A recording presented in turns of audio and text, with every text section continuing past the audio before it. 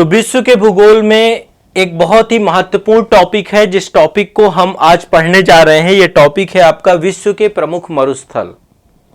तो आज के सेशन में आप सभी मेरे साथ मरुस्थल को डिटेल से पढ़ेंगे और साथ ही मरुस्थल से जुड़े हुए जितने भी प्रकार के प्रश्न बन सकते हैं, पिछले साल जो पूछे गए उनको भी हम हल करने का प्रयास करेंगे। ठीक है, तो आज के सेशन में आप सभी मेरे साथ एक बहुत इंपॉर्टेंट टॉपिक पढ़ेंगे।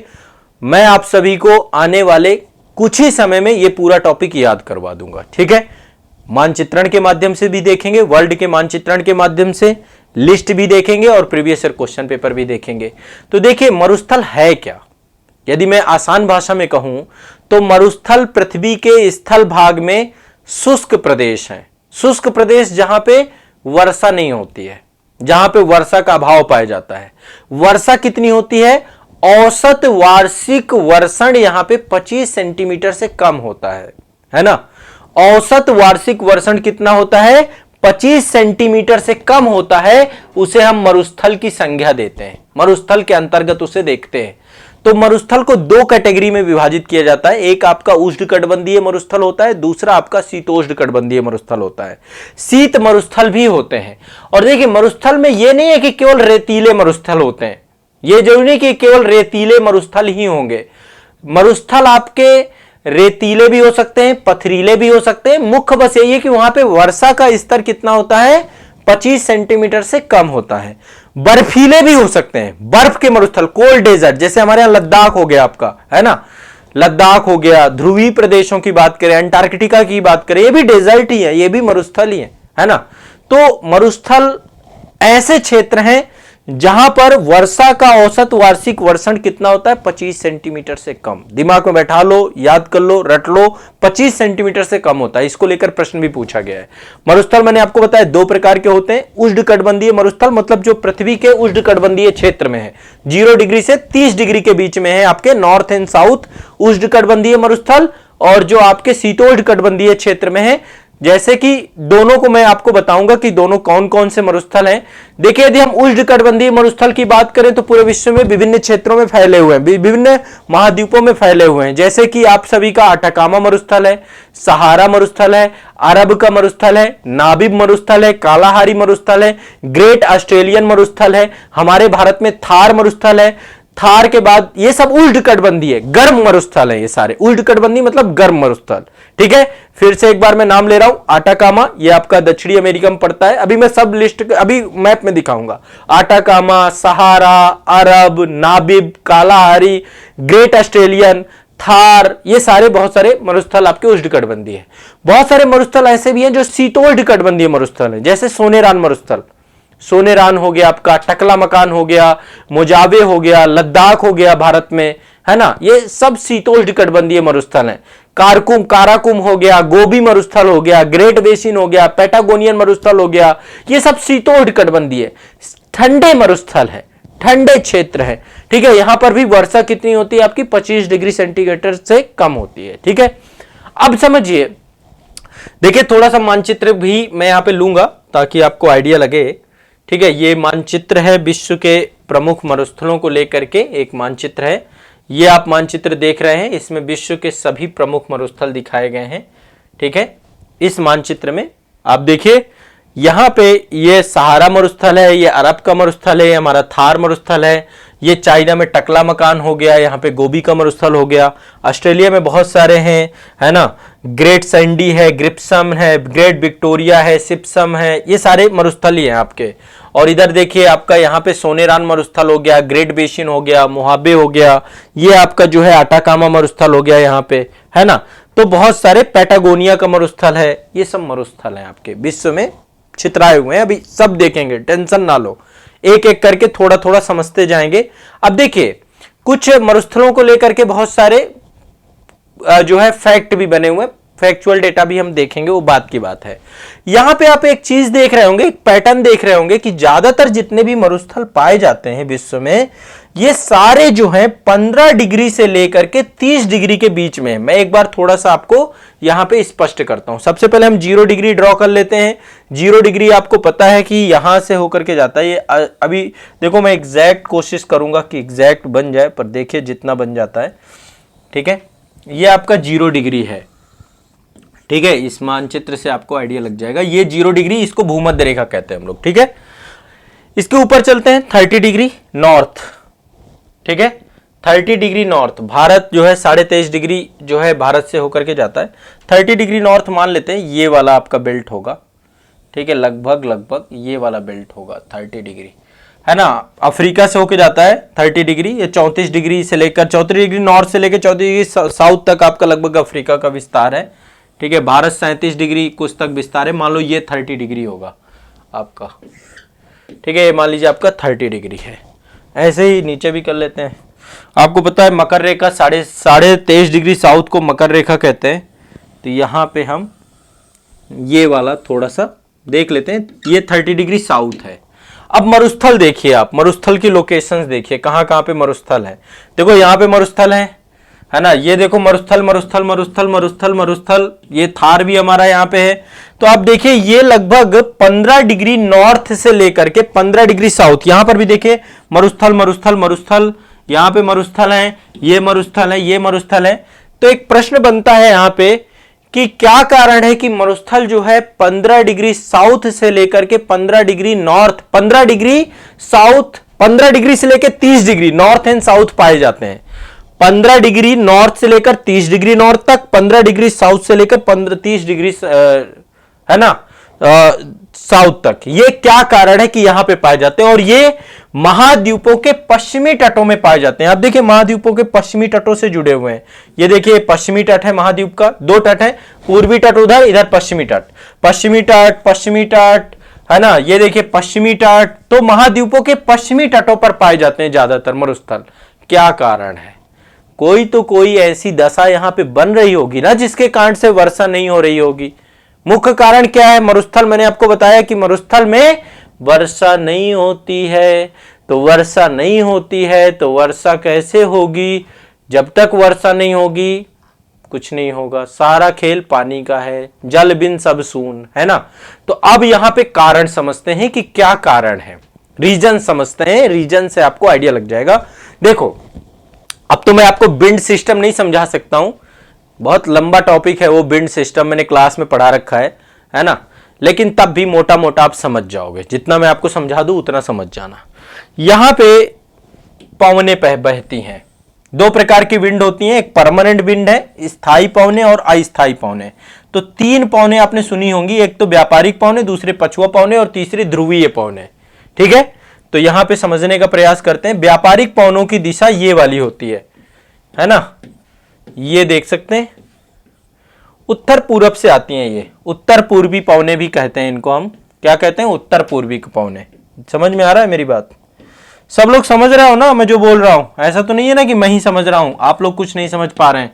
एक बार कमेंट करके बताएं कि आपको चीजें समझ में आ रही हैं। सभी को कमेंट करें, कमेंट करें, कमेंट बहुत जरूरी चीज है। वन वे कम्युनिकेशन नहीं होना चाहिए क्लास में, दोनों की बातें बराबरी का स्थान है मेरा, जो मुझे, आप लोग भी मुझे कमेंट में बताएं। देखो व्यापारिक पवनें कुछ इस तरीके से चलती हैं, यहां पे देखिए नॉर्थ ईस्ट पवनें हैं, ये उत्तर पूर्वी पवनें। उत्तर पूर्वी कैसे?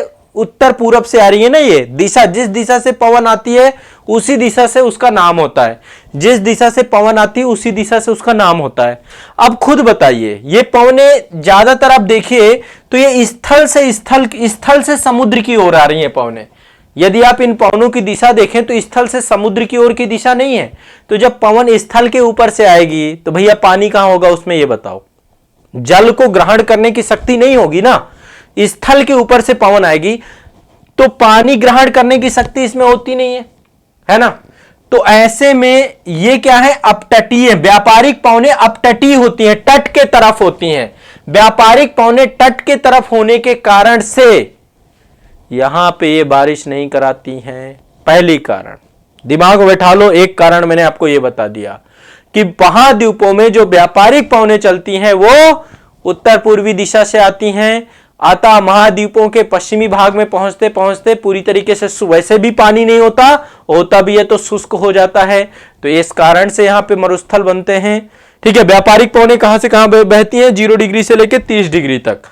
अब इनमें से कुछ ऐसे भी होंगे कि सर व्यापारिक पवनें क्या है, ये कौन सी आफत है? तो मैं नहीं बताऊंगा अभी, कैसे बता दूं, वो पूरा एक अलग ही टॉपिक है।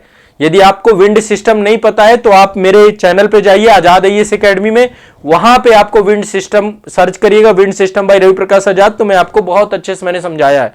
कई वीडियो में विंड सिस्टम मैंने बताया है, मास्टर वीडियो में भी विंड सिस्टम बताया है, आप इंटायर वीडियो भी देखोगे वहां पे भी विंड सिस्टम बताया है। बताओ, आप में से बहुत सारे लोगों ने देखा भी होगा पवन तंत्र की क्लास, और जो ज्योग्राफी की क्लासेस मेरे से लिए हुए हैं वहां पर भी खूब अच्छे से मैं समझा चुका हूं कि कैसे पवनें चलती हैं।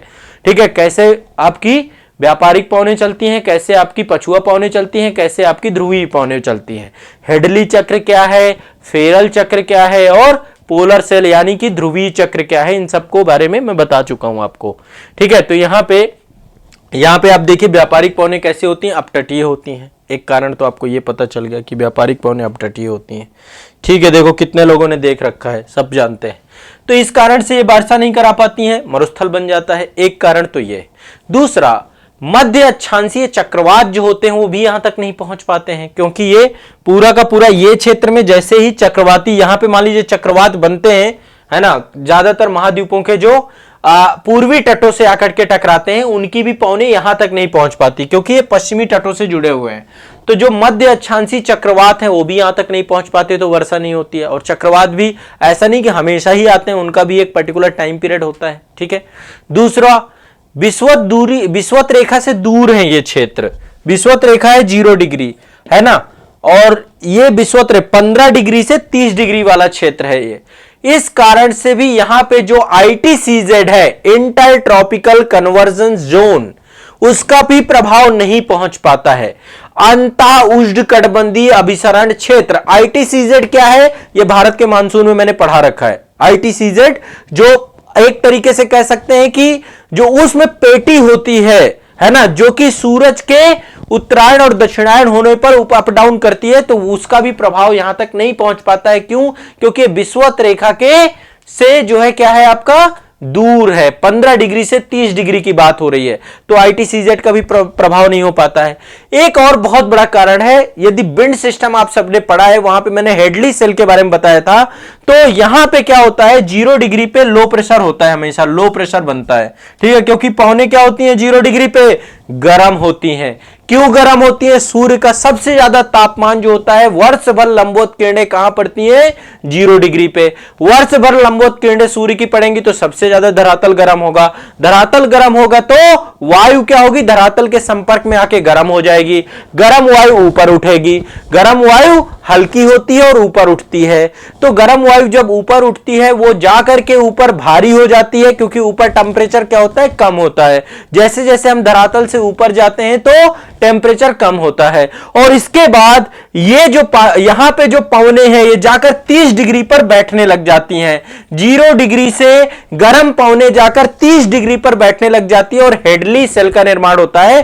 तो 30 डिग्री पर जब पवनें नीचे बैठेंगी, जब पवनें नीचे बैठेंगी, ठंडी पवनें होती हैं और ठंडी पवनें शुष्क पवनें होती हैं, जल की मात्रा जल नहीं ग्रहण कर सकती हैं। तो चूंकि यहां पे उच्च वायु दाब क्षेत्र होता है, हाई प्रेशर जोन होता है, पवनें नीचे बैठ रही होती हैं 15 डिग्री से 30 डिग्री नॉर्थ साउथ में, तो ऐसे में यहां पर क्या होगा, वर्षा नहीं होगी। एक कारण यह भी होता है। बताओ भाई, समझ में आ रही है? एक कारण ये भी, यहां पे हाई प्रेशर जोन बनता है ना 30 डिग्री के पास, क्यों बनता है? क्योंकि यहां पे पवनें जो 0 डिग्री से गर्म होकर के ऊपर उठती हैं, ऊपर जाती हैं, ठंडी होती हैं और 30 डिग्री पे जाके बैठती हैं। ठंडी पवनें शुष्क होती हैं, जल ग्रहण क्षमता या आर्द्रता ग्रहण करने की क्षमता कम होती है, इससे भी यहां पे मरुस्थल बन जाते हैं। कारण समझ में आ रहा है? क्वेश्चन मेंस का है, पीटी में भी पूछा गया, अभी देख लेना, पीटी में भी पूछा गया है, प्रीलिम्स में भी पूछा गया है। कुछ समझ में आ रहा है बात? सबको समझ में आ रही कि नहीं आ रही? थोड़ा कमेंट करके बताओ मुझे, कमेंट सेक्शन में कमेंट करके बताइए। सबको चीजें समझ में आ रही हैं? बहुत आसान है, बहुत कठिन नहीं है। मैं आसान भाषा में समझाने का प्रयास कर रहा हूं, और बाकी किसी के दिमाग में न बैठ रहा हो हेडली क्या है और ये लो प्रेशर क्या है, वायु हाई प्रेशर क्या है, तो विंड सिस्टम की क्लास देखना, सब समझ में आएगा। ठीक है, बाकी जो ऑनलाइन बैच वाले हैं पक्का 100% सब कुछ समझ में आएगा इनको, इतनी मैं गारंटी देता हूं ऑनलाइन बैच वालों को। ठीक है, इतनी गारंटी देता हूं, क्योंकि ओवरऑल मैंने ये सब चीजें वहां पे बहुत अच्छे से पढ़ा रखी हैं। ठीक, चलिए, तो एक तो बात यहां पे ये हो गई कि भैया 30 डिग्री पे पवनें नीचे बैठती हैं, एक कारण ये हो गया। ठीक है, एक कारण और मैंने क्या आपको बताया कि यहां पे जो व्यापारिक पवनें हैं अपतटीय होती हैं। एक कारण और भी है, जो आपकी यहां पे जलधाराएं होती हैं, महासागरीय जलधाराएं होती हैं, तो हमेशा महाद्वीपों के पश्चिमी किनारों पर ठंडी जलधारा का प्रभाव होता है। किसका होता है? ठंडी जलधारा का। ठंडी जलधारा जो कि ध्रुवों से विषुवत रेखा की ओर आ रही होती है। अब वही बात, ठंडी जलधारा, हवा ठंडी, वहां की हवा ठंडी, तो हवा में जल ग्रहण की क्षमता कम होगी और फिर वही बात, वर्षा नहीं होगी। तो ठंडी महासागरीय जलधाराओं का भी प्रभाव देखने को मिलता है। ठंडी महासागरीय जलधाराओं का भी प्रभाव देखने को मिलता है। एक कारण यह भी है। स्पष्ट हो गया कि नहीं हो गया? ठीक है। तो प्रतिचक्रवाती दशाओं के कारण से वायु नीचे बैठती है, हाई प्रेशर जोन बनता है, वर्षा नहीं हो पाती है। मध्य अक्षांशीय क्षेत्रों के चक्रवात नहीं पहुंच पाते हैं, पहुंचते पहुंचते पानी बहुत कम हो जाता है, जल बहुत कम हो जाता है। पवनों में जल नहीं होगा तो क्या मतलब? कोई मतलब नहीं है उसका। जो व्यापारिक पवनें चल रही हैं अपतटीय हैं, वो समुद्र की ओर चल रही हैं धरातल से, तो वहां कारण नहीं हो पाता है। ठीक है। अब नहीं भूलोगे जिंदगी में कभी भी ये चीज, बताओ। और ITCZ का प्रभाव नहीं पड़ पाता क्योंकि ITCZ से दूर है, 15 डिग्री से 30 डिग्री का मामला है। तो यहां पे अंतः उष्णकटिबंधीय अभिसरण क्षेत्र का भी प्रभाव नहीं हो पाता है। ठीक है, क्लियर है, स्पष्ट है? चलो चलो चलो, सब समझ में आ गया। हाँ, ठंडी महासागर अभी कौन है? आशीष राजवंशी जी। ठीक है, चलो कम से कम समझ तो रहे हो आप लोग, सब लोग। ठीक, बाकी एक बार जो है इसको शेयर जरूर कर दीजिए और लाइक जरूर कर दिया करो। देखो आते हो आप लोग, आपकी अटेंडेंस लगती है एक तरीके से। लाइक जितने लोग देख रहे हैं उतने लाइक तो कम से कम बनते हैं। ठीक है, ये काम आप लोगों का है। चलिए, तो ये आपको एक जानकारी मैंने उपलब्ध करा दी, सिंपल और आसान। ठीक है, सबको समझ में आ गया होगा ये। अब देखिए, एक पर्सन है जिनका नाम है डॉक्टर गेहार्ड नाइस। फिर से एक बार नाम ले रहा हूं, डॉक्टर गेहार्ड नाइस।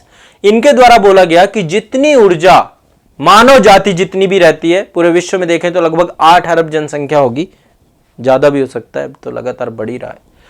तो जितनी भी मानव जनसंख्या है, जितनी मानव जनसंख्या है, पूरे एक वर्ष में जितनी ऊर्जा का हम उपभोग करते हैं, उससे अधिक ऊर्जा विश्व के सभी मरुस्थल मिल करके मात्र 6 घंटे में ही उत्पादित कर देते हैं। 6 घंटे में प्राप्त कर लेते हैं। सूर्य का प्रभाव, सूर्य सबसे बड़ा ऊष्मा का स्रोत है। एक बार फिर से बोल रहा हूं, जर्मन वैज्ञानिक थे डॉक्टर गेहार्ड नाइस पूरा नाम था इनका। इनके अनुसार मानव जाति जितनी ऊर्जा एक वर्ष में उपभोग करती है, जितनी ऊर्जा एक वर्ष में हम कंज्यूम करते हैं, उससे अधिक ऊर्जा विश्व के जितने भी मरुस्थल हैं मात्र 6 घंटों में ही प्राप्त कर लेते हैं। इसलिए मरुस्थल को सतत ऊर्जा उत्पादन के प्रभावकारी स्रोत के रूप में देखा जाता है। और इसलिए आज हम रिन्यूएबल एनर्जी की बात कर रहे हैं। किसकी बात कर रहे हैं? Renewable energy. ठीक है, ये तो स्पष्ट है सभी को। अब चलिए कुछ मैं यहां पे आपको 2-4 फैक्ट बता देता हूं। ठीक है, मरुस्थलों से जुड़े हुए। इसके बाद चलते हैं थार मरुस्थल। थार मरुस्थल भारत में पाया जाता है, सब जानते हैं।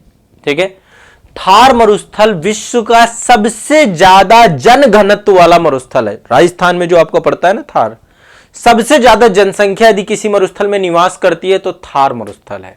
और थार मरुस्थल जो भारत में है, यह मानसून वाला मरुस्थल है। यहां पे मानसून आता है, आपको पता ही है। हमारे भारत में 4 महीने मानसून के होते हैं। जून के महीने में मानसून का आगमन हो जाता है और अब मानसून लौटने वाला, सितंबर चल रहा है, खत्म है। अभी देखो मानसून लौटते लौटते कई जगह बाढ़ ले आया, प्रलयंकारी बाढ़। लेकिन अब मानसून वापस चला जाएगा। लेकिन दिसंबर के महीने में, दिसंबर या नवंबर दिसंबर में तमिलनाडु में खूब बारिश होती है कोरोमंडल तट पे, क्योंकि लौटता हुआ मानसून बारिश कराता है। ठीक है, तो थार मरुस्थल मानसून वाला मरुस्थल भी है, यह भी ध्यान रखना है आपको। ठीक है, सहारा मरुस्थल विश्व का सबसे बड़ा मरुस्थल है। सहारा मरुस्थल विश्व का सबसे बड़ा मरुस्थल है। ये है देखो सहारा, ये अफ्रीका वाले क्षेत्र में देख रहे हैं, पूरा का पूरा क्षेत्र कवर कर रखा है इस मरुस्थल ने, और लगातार इसका विस्तार ही हो रहा है इस मरुस्थल का। ठीक है, तो ये आपका एक तरीके का व्यापारिक पवन वाला मरुस्थल है। यहां पे व्यापारिक पवनें चलती हैं इस पूरे मरुस्थल पे। और आपको पता ही है व्यापारिक पवनें जो हैं सारी अपतटीय होती हैं, स्थल से थल जल की ओर आती हैं, समुद्र की ओर आती हैं, बारिश होती नहीं है। पूरा का पूरा ये महाद्वीप ही जो उत्तरी हिस्सा है पूरा कवर कर रखा है इसको। ठीक है, ये भी ध्यान रखिएगा। ठीक है, क्लियर है, स्पष्ट है? ठीक है, अब चलिए कुछ क्वेश्चंस हैं आपके, जिन क्वेश्चंस को हम यहाँ पे डिस्कस करने वाले हैं। सभी लोग यहाँ पे पार्टिसिपेट करिएगा, जितने भी क्वेश्चन होंगे मैं आप लोग के साथ डिस्कस करूंगा। ठीक है, ध्यान रखिएगा, सभी क्वेश्चंस को एक एक करके हम साथ में मिल करके एक एक डिस्कस करेंगे। चलिए, इससे क्या होगा, बहुत फास्ट करवाऊंगा, मैं बताता जाऊंगा, आप लोग भी साथ साथ देखते जाइएगा। ये वो क्वेश्चन है जो कि आयोग के द्वारा अभी या कभी पूछे जा चुके हैं। ठीक है, और सारे आयोग इसमें सम्मिलित है आपके, यूपीपीसीएस भी है और अन्य आईएएस से लेकर के जितने भी आयोग हो सकते हैं, मरुस्थल से जितने प्रकार के क्वेश्चन आज तक बने वो सारे क्वेश्चन यहाँ पे आपको देखने को मिलेंगे। चलो अब मुझे ये बताओ, ये क्वेश्चन दिख रहा है आप सभी को? सभी को दिख रहा है? सभी को एक क्वेश्चन दिख रहा है? पढ़िए, क्वेश्चन में दो कथन और कारण, दो चीजें दी गई हैं। ठीक है, कथन और कारण है यहाँ पे, एक बार समझने का प्रयास करते हैं। कह रहा है विश्व के अधिकांश उष्ण मरुस्थल 15 डिग्री से लेकर 30 डिग्री उत्तरी एवं दक्षिणी अक्षांशों के मध्य महाद्वीपों के पश्चिमी किनारों पर स्थित है। अभी यही तो बता रहा हूं उतनी देर से। क्या होगा कथन? सही होगा। अधिकांश मरुस्थल कहां पे? 15 डिग्री से 30 डिग्री उत्तरी एवं दक्षिणी अक्षांशों के बीच महाद्वीपों के पश्चिमी किनारों पर। यहीं पे देखना, सेंटेंस यदि यही पूर्वी किनारा हो जाता तो गलत हो जाता है ना, पश्चिमी किनारों पर अवस्थित है, यही बता रहा था अभी मैं आपको। सही है कथन। दूसरा क्या कह रहा है ये? दूसरा कह रहा है व्यापारिक पवनें जैसे जैसे पश्चिम की ओर जाती हैं उनकी नमी और आर्द्रता में कमी आ जाती है। मैंने अभी आपको बताया कि व्यापारिक पवनें स्थल से जल की ओर चलती हैं, अपतटीय होती हैं, तो बिल्कुल ये कथन भी सही है। तो कथन और कारण दोनों का ये एक रीजन भी है, व्यापारिक पवनों के कारण ही मरुस्थल यहाँ पे बन रहे हैं। तो ऐसे में इसका ए ऑप्शन सही होगा, ए और आर दोनों सही है और ये इसका ठीक है। चलो अगला क्वेश्चन है, देखो ये दूसरा क्वेश्चन देख लेते हैं। सबको समझ में आ रहा है भाई? सिंपल है, देखो ये सब क्वेश्चन अब निकलने लग जाएंगे आपको। मरुस्थल शाश्वत ऊर्जा उत्पादन के प्रभावकारी स्रोत हो सकते हैं, बिल्कुल सही कथन है ये, अभी मैंने आपको बताया। इसमें यह भी बोला गया है, वही जो डाइस महोदय का जो कथन है, जितनी ऊर्जा मानव जाति एक वर्ष में उपभोग कर सकती है उससे अधिक ऊर्जा मरुस्थल 6 घंटों में सूर्य से प्राप्त कर लेते हैं। ठीक है, तो मैंने बताया था गेहार्ड नाइस महोदय ने जो है ये कथन कहा है, गेहार्ड नाइस महोदय ने। ठीक है, जर्मन वैज्ञानिक हैं। तो ये आपका ए सही हो जाएगा इसका भी, तो दूसरे का ए सही हो गया। तीसरा देख लेते हैं, तीसरा भी सिंपल सा पिंटू पिंटू क्वेश्चन है। मरुस्थल परिभाषित किया जाता है कि उस क्षेत्र में जहां पर 42 डिग्री से अधिक तापमान रहे, ऐसी कोई परिभाषा नहीं तो हमारा तो पूरा उत्तर प्रदेश मरुस्थल हो जाए, यहाँ तो इतना टेम्परेचर पाया जाता है। कोई पादप नहीं पाया जाता है, बिल्कुल नहीं, ऐसी कोई बात नहीं है। मरुद्यान होते हैं, पादप भी पाए जाते हैं, खूब बढ़िया से कटीली वनस्पतियां होती हैं यहाँ पे। और मरुस्थल में कांटे क्यों होते हैं वनस्पतियों में? जैसे नागफनी पाया जाता है, कैक्टस पाया जाता है, बहुत सारी वनस्पतियां होती हैं ना यहाँ पे, मरुस्थलीय वनस्पतियां। क्यों होता है मरुस्थलीय वनस्पतियों में कांटे? क्योंकि आपको पता है मरुस्थल है, पानी की कमी है भैया। वहां पे जो जानवर रहता है, आप ऊंट के बारे में भी जानते हैं कि वो रिजर्व कर लेता है, एक बार पीता है, इसके बाद कुछ समय के लिए उसके पास थैली होती है, उस पे वो रिजर्व करके रखता है। वनस्पतियां क्या करेंगी? एक ही विकल्प है, या तो अपनी जड़ों को नीचे लेते जाओ, पर नीचे पानी मिलेगा ही नहीं, तो फिर क्या करेंगी? अब वो अपने पानी को वाष्पीकरण में नहीं बदलने देती, वो चाहती है कि सूर्य के प्रभाव में वाष्पीकरण ना हो जाए, इसलिए वो अपनी पत्तियों को कांटे में बदल लेती हैं। जो उसकी पत्तियां होती, पत्तियों में रंध्र होते हैं और रंध्रों में क्या होता है? वाष्पीकरण उन्हीं के माध्यम से होता है। तो वाष्पीकरण की प्रक्रिया से बचने के लिए मरुस्थलीय वनस्पतियां अपनी पत्तियों को कांटे में बदल लेती हैं। यह भी एक तथ्य आपको पता ही होगा, नहीं पता तो जान लो। ठीक है, इसके बाद कोई पादप ऐसा, ये कथन भी गलत है। कह रहा है कि उस क्षेत्र में जहां पे वार्षिक वर्षा 25 सेंटीमीटर से कम होती है, बिल्कुल सही है, आसान था। नेक्स्ट कह रहा है पृथ्वी पर मरुभूमि होने की संभावना अधिक रहती है। ठीक है, चौथा क्वेश्चन है, कह रहा है कि कहां पर मरुस्थल ज्यादा पाए जा सकते हैं? तो 23 डिग्री अक्षांश के पास। इनमें ऑप्शंस में से बी ही सही होगा, सिंपल सा है, मैंने आपको इसके रीजन अब ये बता दिए। ठीक है, अब थोड़ा सा क्वेश्चन है, संसार का सबसे बड़ा मरुस्थल कौन सा है? सबको पता है, सहारा मरुस्थल है।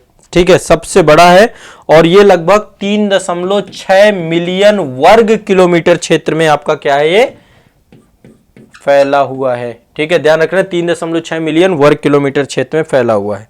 सबसे बड़ा रेगिस्तान सहारा। ठीक है, सर्वाधिक जनसंख्या वाला मरुस्थल अपना थार, सबसे ज्यादा जनसंख्या रहती है थार में। ठीक है, जन घनत्व भी सबसे ज्यादा है, जनसंख्या भी सबसे ज्यादा और जन घनत्व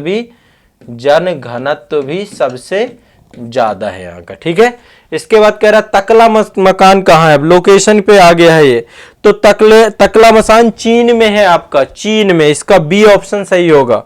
ठीक है, बी ऑप्शन, तकला मकान कहाँ पे, चीन में, चीन के झिंजियांग प्रांत में। कहां पे, झिंजियांग प्रांत चीन में अवस्थित है और ये आपका एक शीतोष्ण मरुस्थल है। ठीक है, चलिए अगला चलते हैं। यहां पे कह रहा है कौन सा सुमेलित नहीं है।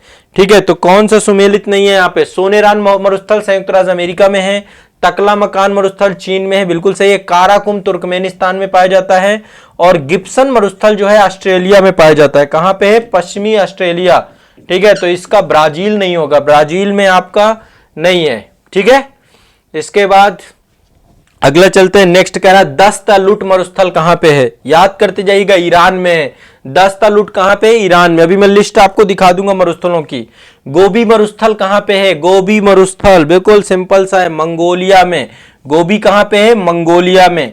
ठीक है, दक्षिण एशिया का सबसे बड़ा मरुस्थल कौन सा है, हमारे भारत में जो अवस्थित है, थार। दक्षिण एशिया का सबसे बड़ा मरुस्थल कौन सा है, इसे ग्रेट इंडियन डेजर्ट के नाम से भी जाना जाता है, सबसे बड़ा मरुस्थल है। ठीक है, भारत और पाकिस्तान में फैला हुआ है थार आपका। अगला कह रहा है निम्नलिखित में से कथन आटाकामा के बारे में सही नहीं है। कह रहा है कौन सा सही नहीं है। अब आपको आटाकामा मरुस्थल पता है कि ये कहां पे अवस्थित है, दक्षिण अमेरिका में अवस्थित है, तो ये कथन सही हो गया। संसार का सबसे शुष्क मरुस्थल है, ये कथन भी सही है। आटाकामा मरुस्थल संसार का सबसे शुष्क मरुस्थल है, लेकिन जब एलनीनो की दशा होती है, बाढ़ आती है यहाँ पे, एलनीनो की दशा, एलनीनो वगैरह सब मैंने क्लास में पढ़ाया है। अब यहाँ पे या किसी दिन मैं आपको डिस्कस कर दूंगा कि एलनीनो क्या है, ला नीना क्या है ना। ठीक है, इस सब मैं आपको बताऊंगा कभी न कभी। ठीक है, नेक्स्ट कह रहा है ये दक्षिणी चिली में अवस्थित है। तो देखिए यहां पे थोड़ा सा आटाकामा मरुस्थल की लोकेशन को लेकर के पूछा गया है कि इसका लोकेशन कहां पे, ये दक्षिणी चिली में नहीं है, ये उत्तरी चिली और पेरू वाले क्षेत्र में है। उत्तरी चिली और पेरू, देखो बहुत मतलब ये क्वेश्चन इतना आसान नहीं था, बहुत लोग गलत करके आ जाते हैं, क्योंकि चिली में तो आई है, तो चिली में उत्तरी चिली और पेरू वाले क्षेत्र में अवस्थित है। चिली आपका एंडीज पर्वत श्रेणी जो है ना आपका पूरा फैला हुआ है ये देश, तो ये कथन आपका गलत हो जाएगा। उत्तरी चिली और पेरू में है आपका, और इसमें बिल्कुल नाइट्रेट है, तांबा है, ये सब पाया जाता है यहाँ पे। ठीक है, अब फिर से वही क्वेश्चन, आटाकामा मरुस्थल कहाँ है, सबको पता है दक्षिणी अमेरिका में है, पूछा गया है। देखो पृथ्वी का सर्वाधिक शुष्क मरुस्थल कहां है, देखो मेहरबान हो गए सब आटाकामा के ऊपर। पृथ्वी का सबसे शुष्क मरुस्थल कौन सा है, आटाकामा मरुस्थल, याद कर लो। निम्नलिखित में से कौन सा शीतोष्ण कटिबंधीय मरुस्थल है। ठीक है, यह भी आपको पता होना चाहिए कि शीतोष्ण कटिबंध में कौन है। अरब का मरुस्थल उष्ण कटिबंधीय है ना, 0 से 30 डिग्री के बीच में। आटाकामा मरुस्थल उष्णकटिबंधीय है। कालाहारी मरुस्थल आपका अफ्रीका में पाया जाता है, और कालाहारी मरुस्थल आपका 30 से 60 डिग्री में पाया जाता है, 30 से 60 डिग्री में। ठीक है, इसके बीच में पाया जाता है, तो इसमें से कालाहारी भी एक मरुस्थल, माफ करिएगा कालाहारी भी आपका उष्णकटिबंधीय है, नहीं, पैटागोनिया मरुस्थल जो आपका है ये अर्जेंटीना में पाया जाता है, अर्जेंटीना, तो इसका सही ऑप्शन डी होगा। कालाहारी आपका कहां पाया जाता है, यह भी उष्णकटिबंधीय मरुस्थल है आपका। ठीक है, उष्णकटिबंधीय मरुस्थल है, अफ्रीका क्षेत्र में आपका अवस्थित है।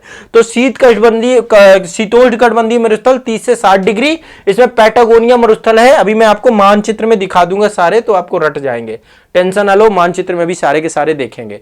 अब देखो ये वाला क्वेश्चन सिंपल है, इस पे इसका आंसर आप सभी लोग निकाल लोगे। कह रहा है विश्व में उष्णकटिबंधीय मरुस्थल महाद्वीपों के पश्चिमी सीमांतों में व्यापारिक पवन पट्टी में पाए जाते हैं, बिल्कुल कथन सही है। कह रहा भारत में पूर्वी हिमालय क्षेत्र में उत्तर पूर्वी पवनों में अधिक वर्षा प्राप्त करता है। पूर्वी हिमालय क्षेत्र कह रहा है उत्तर पूर्वी पवनों से अधिक वर्षा प्राप्त करता है, बिल्कुल नहीं करता है ना। दक्षिण पश्चिमी मानसून जब आता है तब इसको बारिश मिलती है। पूर्वी हिमालय का मतलब समझ रहे हैं ना, ये गारो खासी जयंतियां है जो पूरा का पूरा असम में है, अरुणाचल प्रदेश में डाफला, मिरी, अबोर, मिसमी, ये सारी है। गारो खासी जयंतियां तो प्रायद्वीपीय भारत का हिस्सा है।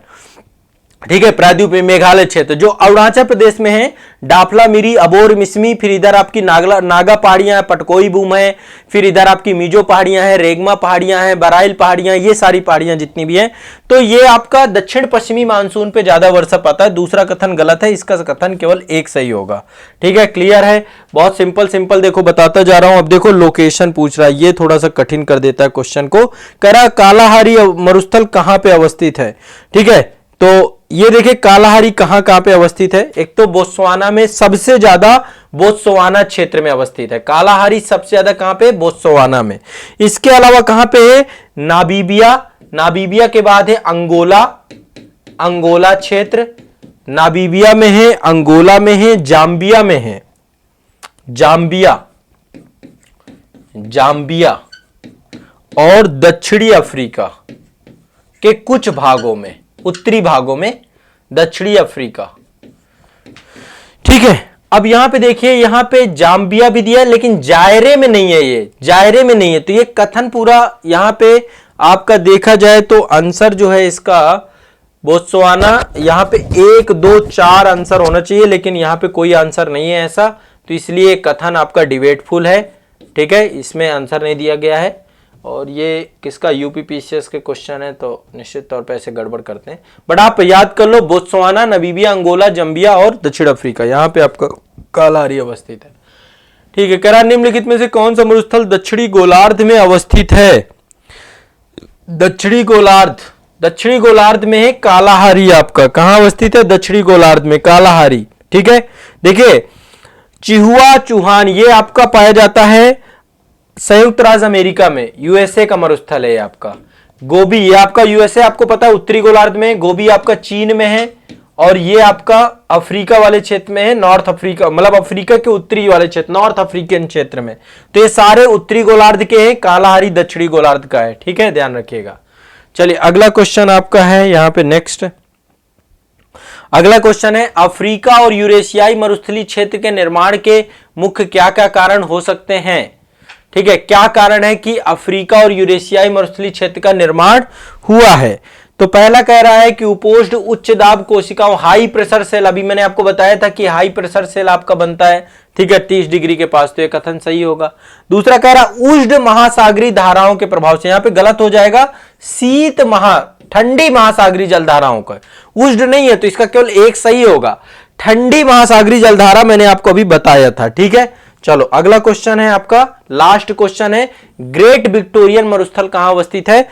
आसान सा क्वेश्चन है, ऑस्ट्रेलिया में अवस्थित है। ठीक है, बीपीएससी का क्वेश्चन है ये। तो ये देखो आप लोगों के ये क्वेश्चन लगभग मैंने करवा दिए सारे के सारे। बताओ समझ में आया, बहुत फास्ट हो गए सारे के सारे, कुछ समझ में आया कि बस ऐसे ही आप लोग हूं गुर्रा रहे हैं। बताइए जितने लोग भी हैं, चलो कुछ लोग रिप्लाई भी कर रहे हैं, समझ में आ रहा है। अब चलो एक बार थोड़ा सा मानचित्र में देख लो। देखो सबसे बड़ा मरुस्थल, ये थोड़ा सा विश्व के बड़े मरुस्थलों की बात कर रहे हैं, यदि कभी भी लिस्ट पूछी जाती है तो टॉप 5 याद कर लो। सबसे बड़ा मरुस्थल है आपका सहारा का मरुस्थल, कहां पे है, उत्तरी अफ्रीका वाले क्षेत्र में। ठीक है, सहारा का मरुस्थल कितना है देख लीजिए, ये लगभग, ठीक है, व्यापक क्षेत्र में फैला हुआ है आपका।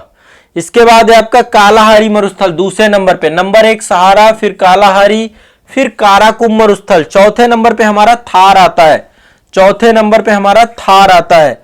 फिर इसके बाद सोमाली मरुस्थल और आटाकामा मरुस्थल। ठीक है, सोमाली और आटाकामा। अब यहां पे एक लिस्ट है, लिस्ट भी देख लेते हैं कि कहां पे कौन कौन से मरुस्थल पाए जाते हैं, याद कर लीजिए थोड़ा सा आप मेरे साथ। आप लोग को पहले मैं यहां पे दिखा देता हूं, पहले ऐसे लिस्ट में याद करते हैं, फिर मानचित्र में दिखाता चल जाता हूं। ठीक है, चलिए लिस्ट है एशिया के मरुस्थल। तो अरब मरुस्थल आपका अरब प्रायद्वीप वाले क्षेत्र में पाया जाता है, अरब का मरुस्थल। इसके बाद सऊदी अरब में कुछ नाम है इनके, मतलब लोकल नाम होते हैं ना सऊदी अरेबिया में, तो एक मरुस्थल का एक एरिया जिसका नाम है हमद मरुस्थल, रब खाली का मरुस्थल और अल नाफूद का मरुस्थल, ये सारे सऊदी अरब के मरुस्थल हैं। सऊदी अरब के प्रमुख मरुस्थल कौन से हैं, अल नाफूद, अल रब अल खाली और हमद मरुस्थल, ये सऊदी अरब के हैं। इसके बाद आपका इजराइल और वेस्ट बैंक वाला क्षेत्र जो आपका है, इजराइल और वेस्ट बैंक, यहां पे है जुदियन मरुस्थल, जुदियन मरुस्थल। देखो एक वीडियो मैंने अभी पब्लिश किया था जल्द ही कि इजराइल फिलिस्तीन समस्या क्या है, क्या है इजराइल में जो यहूदी राष्ट्रवाद है, अरब राष्ट्रवाद है, और इन दोनों के बीच का कॉन्फ्लिक्ट क्या है, और फिलिस्तीन समस्या। ठीक है, एक बार जरूर वो वीडियो देख लीजिएगा, आजाद इस एकेडमी में पब्लिश है आपका। ठीक है, इसके बाद नेजेब मरुस्थल, ये भी इजराइल में है आपका। नेजेब मरुस्थल इजराइल में, जुदियन मरुस्थल इजराइल में, अल नफूद मरुस्थल, रब अल खाली और हमद मरुस्थल सऊदी अरेबिया में। दस्ता लुट, दस्ता कबीर ईरान के मरुस्थल है। ईरान में 2 मरुस्थल है, दस्ता लुट, दस्ता कबीर, ध्यान रखिएगा। ठीक है, ईरान के मरुस्थल है। इसके बाद है आपका खरान। खरान ये आपका पाकिस्तान का मरुस्थल है। खरान आपका कहां पे? पाकिस्तान। पाकिस्तान में थार भी है आपका, लेकिन खरान मरुस्थलीय क्षेत्र भी है। थार जो है आपका भारत और पाकिस्तान दोनों में विस्तारित है। ठीक है, दस्ता मार्गो, दस्ता मार्गो अफगानिस्तान का मरुस्थल है। किजिलकुम, किजिलकुम आपका कजाकिस्तान, उज्बेकिस्तान और तुर्कमेनिस्तान। किजिलकुम मरुस्थल आपका कहां पे? कजाकिस्तान, उज्बेकिस्तान और तुर्कमेनिस्तान। काराकुम मरुस्थल याद कर लीजिए, तुर्कमेनिस्तान। काराकुम मरुस्थल तुर्कमेनिस्तान, काराकुम मरुस्थल तुर्कमेनिस्तान और कजाकिस्तान। ठीक है, इसके बाद लोप मरुस्थल, तकला मकान मरुस्थल चीन में। लोप मरुस्थल और तकला मकान चीन का मरुस्थल है, शीतोष्ण कटिबंधीय। गोबी का मरुस्थल आपका मंगोलिया में है, चीन में है। तो ये सारे एशिया के मरुस्थल थे आपके। ठीक है, ये आपके एशिया के मरुस्थल थे। अब बात कर रहे हैं अफ्रीका के मरुस्थलों की। ये अफ्रीका के मरुस्थल हैं। अफ्रीका के मरुस्थलों के लिए सहारा आपको पता है उत्तरी अफ्रीकी क्षेत्र में है। अल जाफ, अल जाफ आपका मार्तिनिया और माली क्षेत्र में है। मार्तिनिया और माली क्षेत्र में। जुराब मरुस्थल चाड क्षेत्र में। जुराब मरुस्थल चाड क्षेत्र में। लीबियाई मरुस्थल लीबिया क्षेत्र में। नूबियन मरुस्थल सूडान और इरिट्रिया क्षेत्र में। बायूदा मरुस्थल सूडान क्षेत्र में। कालाहारी मरुस्थल दक्षिणी अफ्रीका क्षेत्र में। नाबीब मरुस्थल नाबीबिया में। ठीक है, ये आपके कुछ मरुस्थल हैं। सहारा उत्तरी अफ्रीकी क्षेत्र, अलजाफ मरुस्थल मार्तिनिया और माली क्षेत्र, जुराब मरुस्थल चाड क्षेत्र, लीबिया मरुस्थल लीबिया क्षेत्र, नूबियन मरुस्थल सूडान और इरिट्रिया क्षेत्र, बायूदा मरुस्थल आपका सूडान।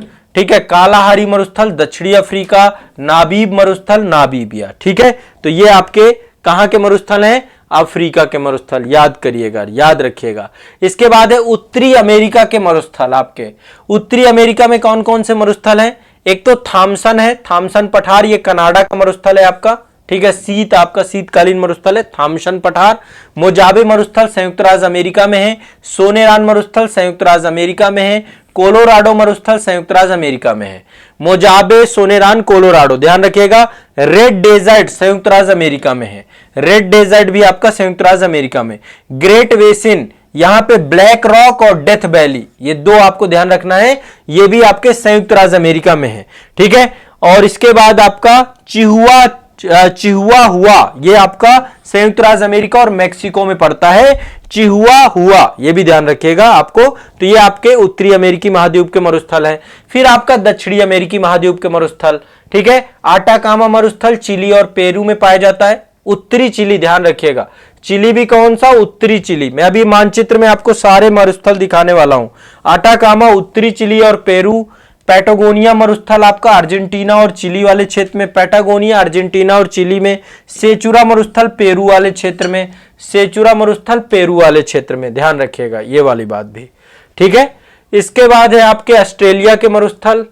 ऑस्ट्रेलिया में ग्रेट विक्टोरिया मरुस्थल आपका पश्चिमी ऑस्ट्रेलिया और दक्षिणी ऑस्ट्रेलिया में। ग्रेट विक्टोरिया पश्चिमी ऑस्ट्रेलिया और दक्षिणी ऑस्ट्रेलिया। ग्रेट सैंडी पश्चिमी ऑस्ट्रेलिया में है।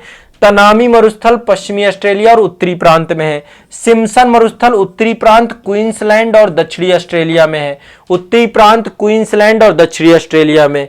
गिब्सन मरुस्थल पश्चिमी ऑस्ट्रेलिया में है। लिटिल सैंडी मरुस्थल आपका पश्चिमी ऑस्ट्रेलिया में है। स्ट्रेकलिकी मरुस्थल दक्षिणी Australia, Queensland, New South Wales. ठीक है, स्ट्रेकली मरुस्थल भी आपका ऑस्ट्रेलिया में। तो ये सारे ऑस्ट्रेलिया के मरुस्थल है। ग्रेट सैंडी, तनामी मरुस्थल, सिम्पसन मरुस्थल, गिब्सन मरुस्थल, लिटिल सैंडी और स्ट्रेकली मरुस्थल और ग्रेट विक्टोरिया मरुस्थल, ध्यान रखना है। इसके बाद ये आपका अंटार्कटिका, ये भी विश्व का सबसे बड़ा मरुस्थल बोला जा सकता है इसे, लेकिन आप देखें तो सहारा को ही बोलते हैं। अंटार्कटिका तो पूरा महाद्वीप ही मरुस्थल है। और आर्कटिक क्षेत्र में भी आपका मरुस्थल है। ध्रुवीय क्षेत्रों के मरुस्थल है आपके। ठीक है, ध्रुवीय क्षेत्रों के मरुस्थल है। तो ये आपकी लिस्ट थी मरुस्थलों की। अब थोड़ा सा मरुस्थल एक बार आप देख लीजिए कहां पे कौन से हैं। ठीक है, कुछ प्रमुख मरुस्थल आपको मैं यहां पे दिखा देता हूं। देखो पहले तो देखो ये है आपका आटाकामा मरुस्थल। आटाकामा मरुस्थल कहां पे है आपका, ये आपका क्षेत्र है दक्षिणी अमेरिका का। ये आपका है पैटागोनिया मरुस्थल, ये आपका अर्जेंटीना और चिली वाले क्षेत्र में फैला हुआ है पैटागोनिया। ये आपका उत्तरी चिली और पेरू वाले क्षेत्र में फैला हुआ है, ठीक है। इसके बाद यहाँ पे सोनेरान और मोजाबे मरुस्थल है दक्षिणी उत्तरी अमेरिका में, ठीक है। और यहीं पर आपका ग्रेट बेसिन मरुस्थल है, ठीक है, ध्यान रखिएगा। तो ये प्रमुख मरुस्थल है। सहारा सबको पता है, सहारा ही सहारा है। इसके बाद आइबेरियन मरुस्थल अरब वाले क्षेत्र में है आपका, ठीक है। ईरान वाले क्षेत्र में दस्ता लुट मरुस्थल ये है आपका। भारत और पाकिस्तान में थार हो गया, लद्दाख हो गया। चीन में टकला मकान हो गया। मंगोलिया चीन में गोबी मरुस्थल हो गया आपका, ठीक है।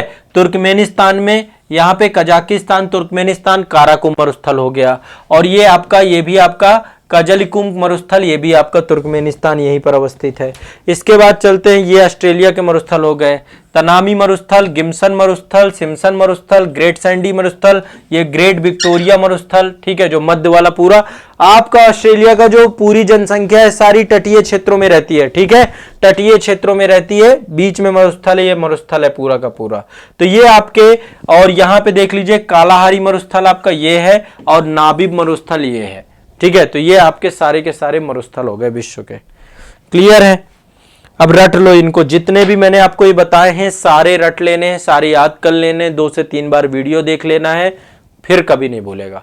2 से 3 बार देख लेना है, ये पूरा टॉपिक बहुत इंपॉर्टेंट है वर्ल्ड ज्योग्राफी में, आपको ये याद कर लेना है, ठीक है। स्पष्ट है? तो ये रहा आपका विश्व के मरुस्थल से जुड़ा हुआ महत्वपूर्ण टॉपिक।